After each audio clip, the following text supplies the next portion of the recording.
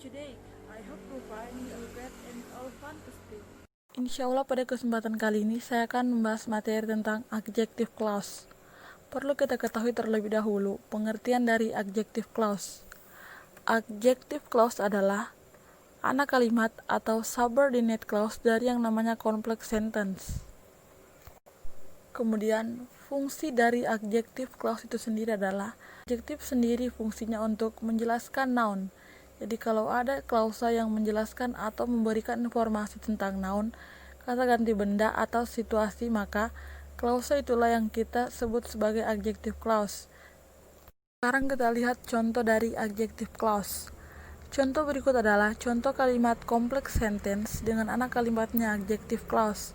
Seperti yang kita lihat di sini, ada dua kata kerja, bukan kalimat simple, berarti ini adalah kalimat kompleks. Nah, kalimat yang diwarnai warna biru itulah si adjective clause, sementara yang berwarna hitam adalah main clause. Untuk menghubungkan si main clause dan si adjective clause, kita membutuhkan yang namanya konektor. Dalam kasus adjective clause, konektornya di sini adalah relative pronoun. Kita sebut di mana kata yang diwarnai kuning. Clause. Contoh kata relative pronoun dan adjective clause yaitu who, whom, which, when, where, dan has. Dan satu lagi itu adalah that.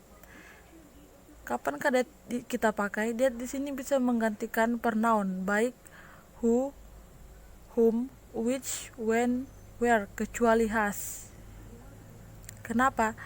Karena kata that di sini adalah kata yang lebih informal dan kata cenderung memakai yang memang, terutama kalau kita mengambil tes skills atau TOEFL IDT yang ada rating skillnya. Nah, sekarang bagaimana sih caranya menjadikan dua kalimat simple menjadi kalimat kompleks dengan anak kalimat adjective clause? Coba kita lihat contoh ini. Cara yang pertama yang harus kita lakukan untuk menjadikan dua kalimat simple ini menjadi context sentence adalah pertama, kita cari dulu kata benda yang sama yang dijelaskan di kedua kalimat. Kata benda yang dijelaskan di kedua kalimat ini yaitu Celine Dion dan she.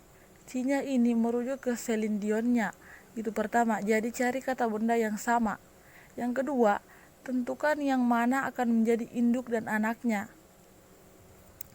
Yang ketiga, baru kemudian kita hapus salah satu kata benda tersebut. Keempat, dan baru kemudian kita tambahkan relative pronoun yang ada kata who, whom, where, when, dan has, dan kita letakkan setelah kata benda yang dijelaskannya, maka akan jadi keempat.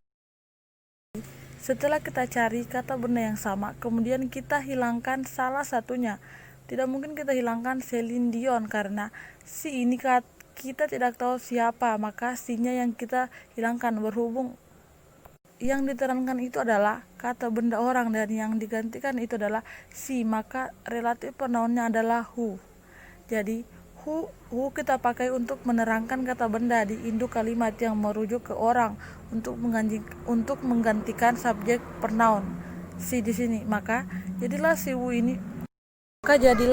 ini memiliki dua fungsi. Selain ia berfungsi sebagai konektor, dia juga sebagai subjek. Karena di sini si-nya kita hilangkan, maka si who ini sekaligus menjadi subjek untuk si Sam itu untuk relative pronoun.